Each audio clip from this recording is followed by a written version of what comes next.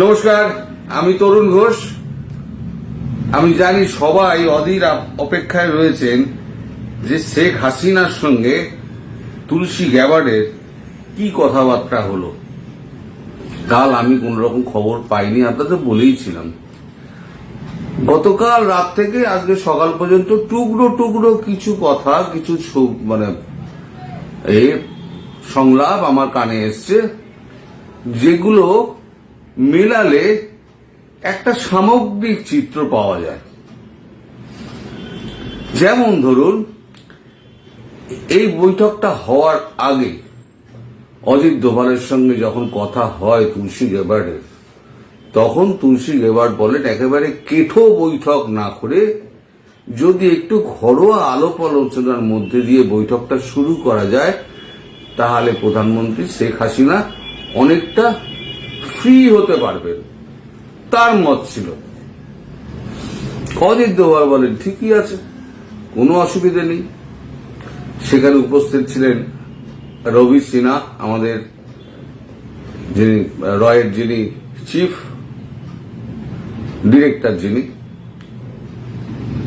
তা তিনি টোটাল মিটিংটায় কোনো কথাবার্তাই বলেননি, শুধু মুচকি মুচকি হেসেছেন, আর কিছু বলেননি। মিটিংটা বেশ ভালো হয়েছে এবং সেই মিটিংয়ে অজিত দোভাল একবার ধমক খেয়েছেন প্রধানমন্ত্রী হাসিনার কাছে। শুনে হয়তো আপনাদের অবাক লাগবে, এটাই ঘটনা।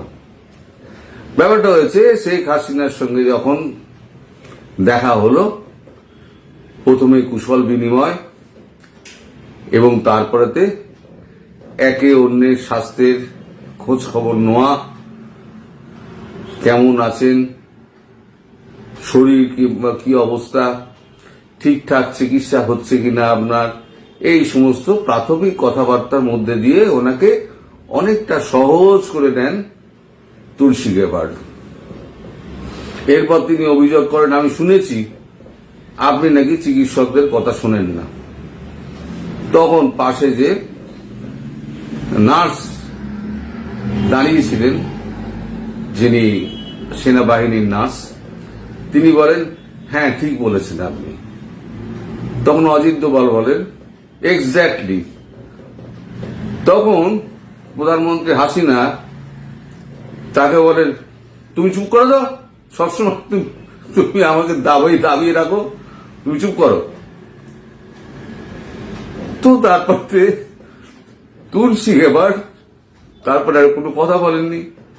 অজিত দোভালও মিচকি মিচকি হাসছেন এবং রবি সিনহাও মুচকি মুচকি হাসছে।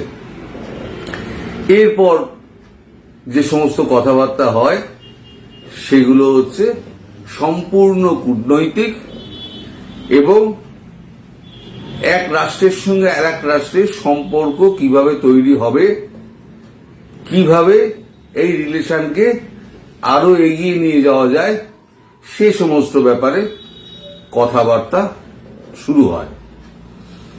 এই কথাবার্তা যখন শুরু হচ্ছে সেই সময়তে তখন ওখানে যিনি নার্স ছিলেন, তার একটা ওষুধ খাওয়ার টাইম হয়ে গেছিল, তিনি একটা এনে দিয়েছেন। উনি বললেন রেখে যাও, আমি পরে খাবো। তখন আবার তুলসী গ্যাবার্ড বললেন না, আপনি এখনই খেয়ে নিন, কারণ আপনাকে সুস্থ থাকতে হবে, আপনাকে অনেক দিন কাজ করতে হবে। আপনার দেশ ধ্বংস হয়ে গেছে, সেই দেশকে পুনর্গঠন করতে গেলে আপনাকে সুস্থ শরীরে আপনাকে দেশে ফিরতে হবে। সুতরাং ডাক্তারের পরামর্শ যা আছে সেই অনুযায়ী আপনাকে কিন্তু কাজ করতে হবে। এই যখন কথাবার্তা হচ্ছে তখন কিন্তু নার্সরা ছিলেন না, এই সময় কিন্তু ছিলেন না। তারা অনুমতি নিয়ে ঢোকেন মিটিং রুমে, আবার অনুমতি নিয়ে তারা বেরিয়ে যান। তো এই সমস্ত কথাবার্তা হয়েছে।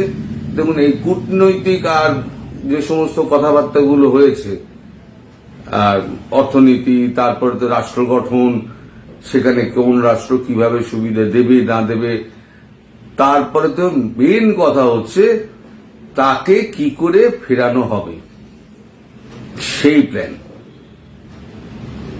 এবং তার কাছে জানতে চাওয়া হয় যে এ ব্যাপারে আপনার কি মতামত। শেখ হাসিনার কাছে জানতে চাওয়া হয়। শেখ হাসিনা বলেন, আমার মতামত তো কেউ শোনে না, আমি তো এখানে আসতে চাইনি।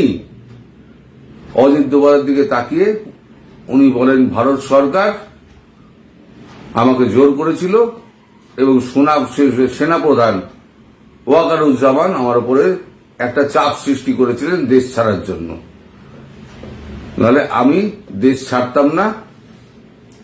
তুলসী গ্যাবার্ড তখন বলেন, তারপরে আপনি যদি দেশ না ছাড়তেন তাহলে আজকে আপনার কি অবস্থা হতো? তখন উনি বলেন, না, আমার বাবার যেরকম মৃত্যু হয়েছে সেরকম মৃত্যু যদি আমার হতো সেটা অনেক গর্বের মৃত্যু হতো। আমার চলে আসাটা আমার কাছে আমার ভালো লাগেনি।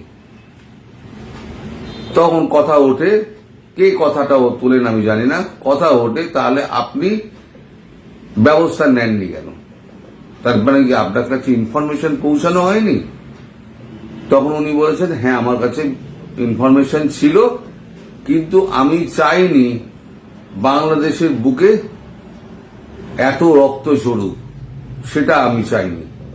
আমার প্রাণের বিনিময়ে যদি বাংলাদেশ যদি ঠিক থাকে তাহলে পরে সেই মৃত্যু আমার কাছে অনেক শ্রেয়। সে কথা তারপরেতে ইতি পড়ে যায়। এরপরে তাকে একটা দীর্ঘ তালিকা দেওয়া হয়, তুলসী গ্যাবার্ড একটা দীর্ঘ তালিকা দেন।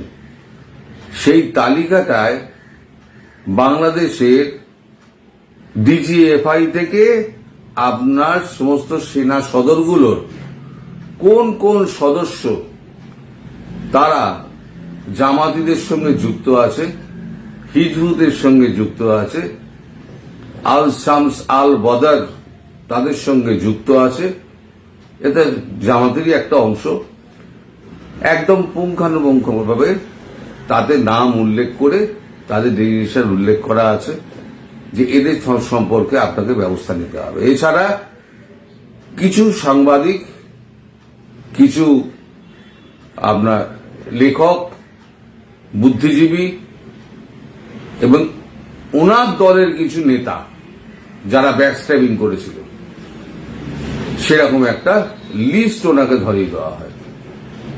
উনি পুরো লিস্টটা মনোযোগ দিয়ে পড়েন, তারপরে বললেন, আমি এদের বিরুদ্ধে আমি কড়া পদক্ষেপ দেব। তখন তুলসী গ্যাবার্ড বলেন যে কড়া পদক্ষেপ আপনি তখনই নেবেন যখন আপনি সুস্থ শরীরে দেশে যেতে পারবেন।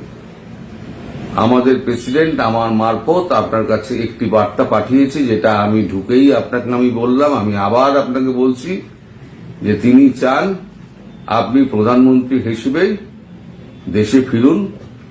আমাদের প্রেসিডেন্ট এবং ভারতবর্ষের প্রধানমন্ত্রী শ্রী নরেন্দ্র মোদীজি, তারা দুজনেই যবে সবুজ সংকেত দেবেন তবে আমাদের কাজ শুরু হবে। তার আগে আমাদের প্রেসিডেন্ট ভারতে এসে আপনার সঙ্গে একবার কথা বলতে চান।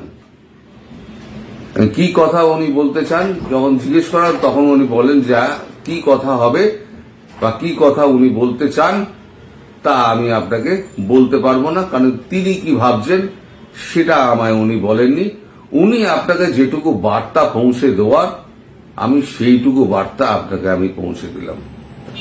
এর বাইরে দর্শক যে সমস্ত কথাবার্তা হয়েছে, আরো অনেক কথাবার্তা হয়েছে, কিন্তু সেগুলো আমি জানি না, সত্যি কথা বলতে জানি না। আর যদি জানতামও তাহলে পাবলিক প্ল্যাটফর্মে সেগুলো আলোচনা করার মতো বিষয় নয়। ফলে আমি এখন সেগুলো নিয়ে আপনাদের কোনো মন্তব্য করতে পারবো না।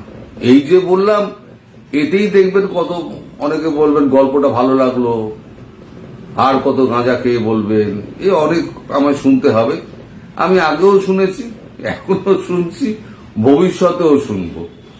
তো যাই হোক, আমার বলার কথা আমি বলে যাব, বিশ্বাস করা বা না করা, গুজব বলা কি না বলা তাদের ব্যাপার, আমার কিছু যায় আসে না। এখন ব্যাপারটা হচ্ছে যতক্ষণ না তার ব্যাপারটা দাঁড়ালো এইটা, যতক্ষণ না পর্যন্ত ট্রাম্প সাহেব এখানে আসছেন এবং মোদিজির সঙ্গে ট্রাম্প সাহেবের কথাবার্তা হবে। সেখানে ট্রাম্প সাহেব আবার হাসিনার সঙ্গে কথাবার্তা বলবেন, বলে একটা গ্রিন সিগন্যাল দেওয়া হবে। সেই গ্রিন সিগন্যাল অনুযায়ী কে কাজটা করবে সেটা উৎস রাখা হয়েছে। কাজটা কি করবে আমার যতদূর সম্ভব মনে হয় এটা ওয়াকারুজ্জামানকে দিয়েই করানো হবে, এবং ওয়াকারুজ্জামান ভেতরে ভেতরে তৈরি আছেন। তিনি নিজের জায়গাগুলো ঠিকঠাক করে নিচ্ছেন, রিপেয়ার করে নিচ্ছেন, এবং বাকি যারা ওই হিজবুত জামাতি আইএসআই পন্থী যারা ছিল তাদেরকে অনেকটা চাপিয়ে উনি দিয়েছেন। বাকি কাজটুকু সময় মতো হয়ে যাবে। তাহলে পরে ভবিষ্যতে আপনাদের প্রধানমন্ত্রী শেখ হাসিনা খুব শিগগিরই আপনাদের দেশে সুস্থ অবস্থায় ফিরে যাবেন, এবং তার আগে যা সাফাই কাজকর্ম আছে সেই সাফাই কাজকর্ম দুই দেশ মিলে হোক বা এক দেশ মিলে হোক, যেভাবে হোক সেই সাফাই কাজকর্ম সমস্ত সম্পন্ন হয়ে যাবে। তাহলে এই হলো গিয়ে আজকের আমার মোটামুটি বক্তব্য। এর বেশি আমার কাছে আর কোনো খবর নেই। সবাই আমি জানি যে সবাই এখন খুব ক্লান্ত হয়ে পড়েছেন। আপনারা এই 30 দিন ব্যাপী রোজা করা, এই যে কত কঠিনতম কাজ, এটা আমাদের পক্ষে ভাবাটাও দুঃসাধ্য, এবং সেই দুঃসাধ্যকে সাধন করে দেখাচ্ছেন আপনারা। কোটি কোটি প্রণাম আপনাদের। সত্যি কথা, আমি মাঝে মাঝে ভাবি যে সত্যি আপনারা ধর্মের প্রতি অবিচল, যতটা আমরা না।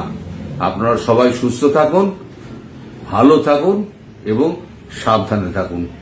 নমস্কার।